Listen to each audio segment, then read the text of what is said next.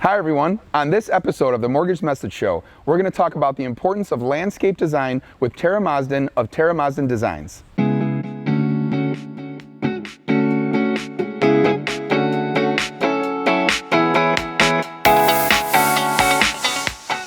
Hi everyone, and welcome to another episode of the Mortgage Message Show. I'm joined today by my dear friend, my neighbor, and a brand new entrepreneur here in the Plainfield area, Ms. Tara Mozden of Tara Mozden Designs. Tara, welcome to the show. Thank you, Joe. Absolutely. So, really excited to showcase you. We're doing this fall kind of maintenance series here at the Mortgage Message Show, and landscaping it's obviously included in every season, but here we are in the fall, coming to the end of the season, and not just that you've helped me, my wife, our family make our house look so great in our neighborhood, but I wanted to really kind of get to the heart of kind of what you do, how you serve the community. So I kind of want to start out by saying I think it'd be cool for our audience to know Tara Mozden Designs. Where did that start? Where did that come from?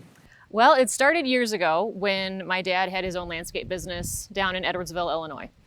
Max Landscape and Lawn Service was really tiny, and we helped with everything from lawn mowing to weeding, pruning, designing. And that sparked in me an interest to make things pretty, which was really cool.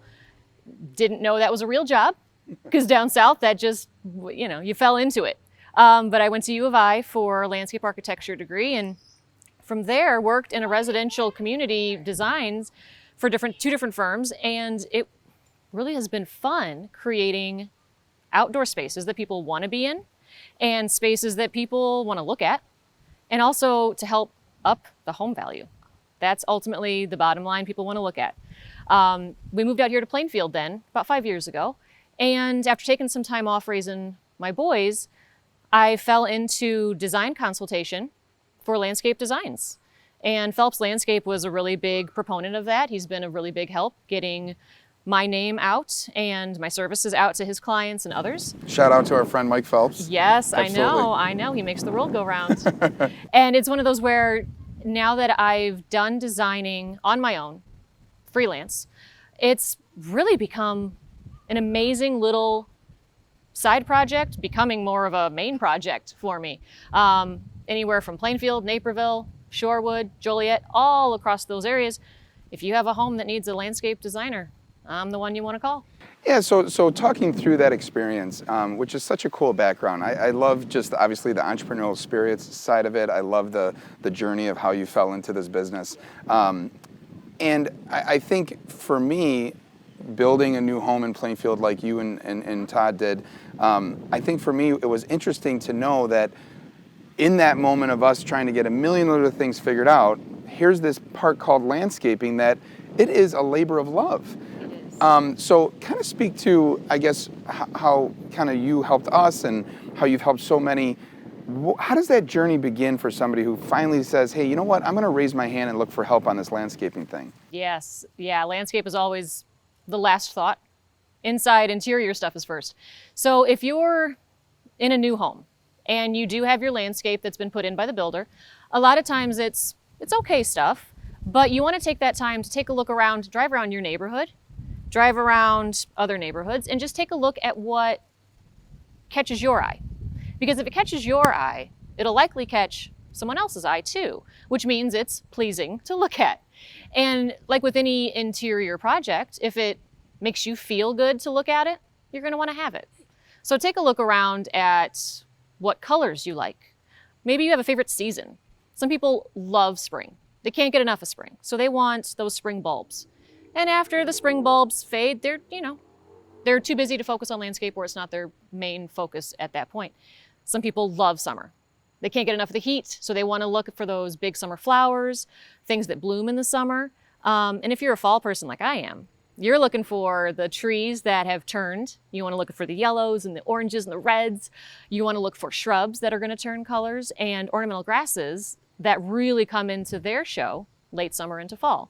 So from a home buyer perspective, or even a home seller, take a look at what you like, and likely someone else will like it too, and it'll make your home pop and the value will go up.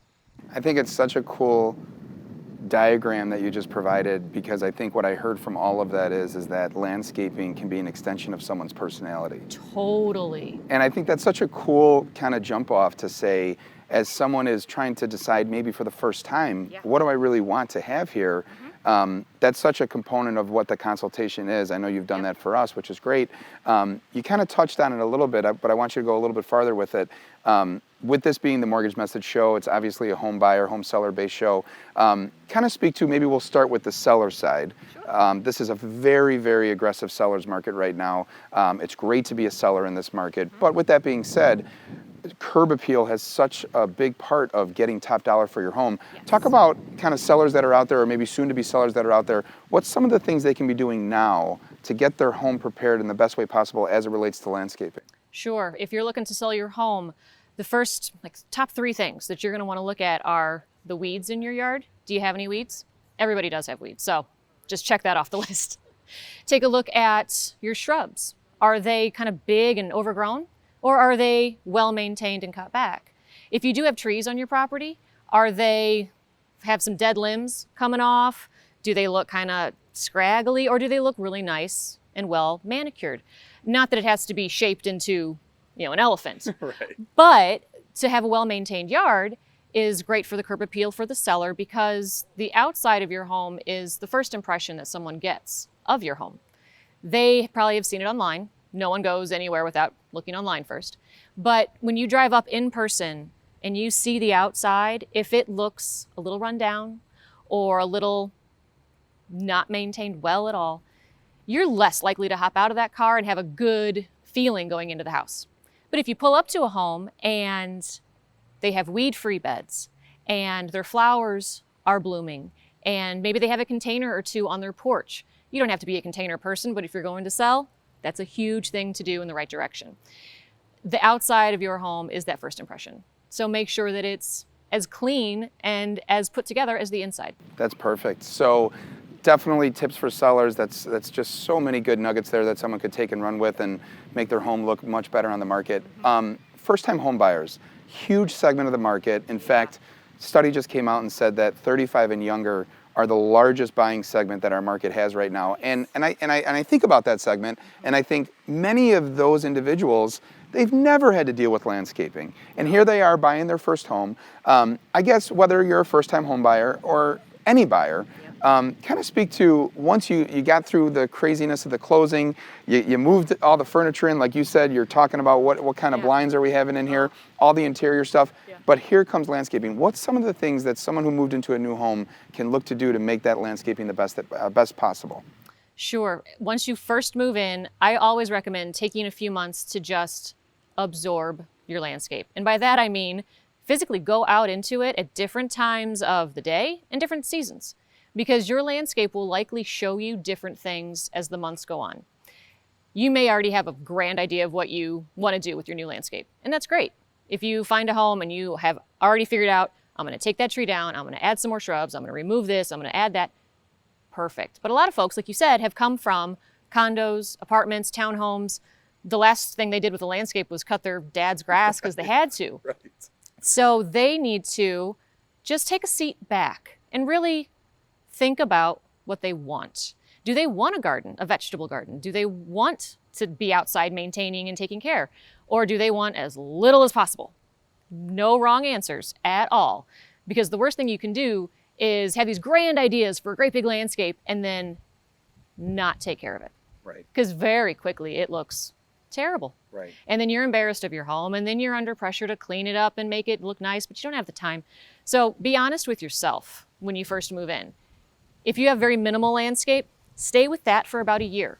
Figure out if you want more. But if you have a great big landscape and you move in, again, don't feel bad if you want to remove some of that stuff and put some sod down and make your life a lot less stressful. Yeah, no, that's so great. Such good advice. I'm sure that's serving so many people right now. I think about your story in the beginning about how you got into this business.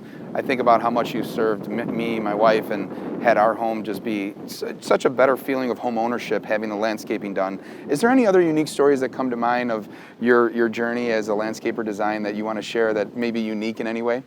Well, there's not just one story, but an overall theme.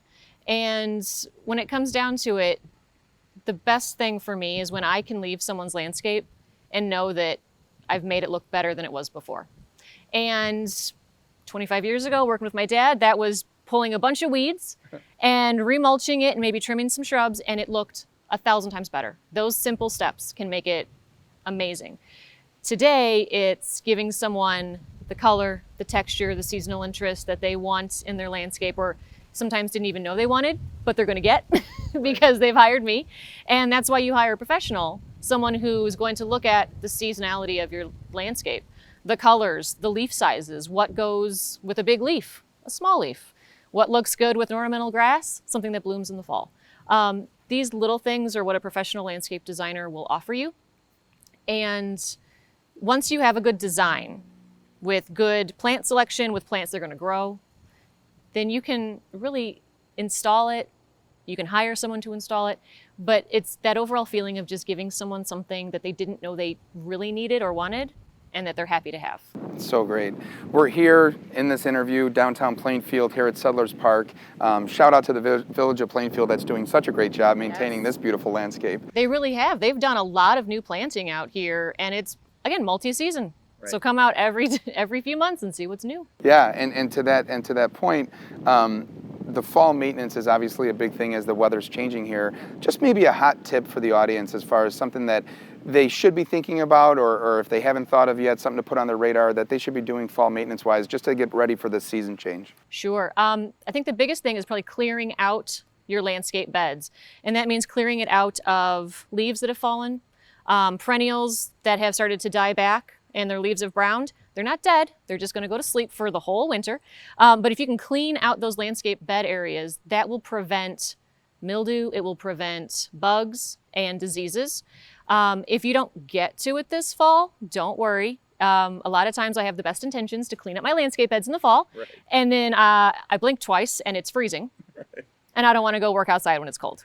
So I wait till spring. You get those first few nice days in February and you're ready to get out and stretch those muscles and clean up those beds. You can do it then too. But really just raking the leaves out of the beds, cleaning off the dead plant material that's gone to sleep already, and you'll be good to go. I love it. You've been such a help to my family. I'm sure there's so many families out there that need this type of service. Tara, kind of maybe just speak to if someone kind of watched this interview and is really like, hey, you know what, this is exactly what I was looking for. Is there an opportunity for them to maybe do, I guess, what's called like a consultation or just kind of connect with you on that? Yeah, that'd be perfect. You can find me on Facebook under Tara Mozden Designs, Instagram, same thing. A phone call, text, email is a great way to get a hold of me. Those contact numbers are all there. I'd love to come out and, talk with you about your property and kind of figure out a really easy game plan to move you forward and make your landscape the best it can be. So great. Well, thank you for making our community look so beautiful. You're welcome. And thank you to our audience for tuning in to another episode of the Mortgage Message Show. We're so excited to share this information with you. We hope you share it with your networks, and we're looking forward to seeing you next week. Take care, everyone.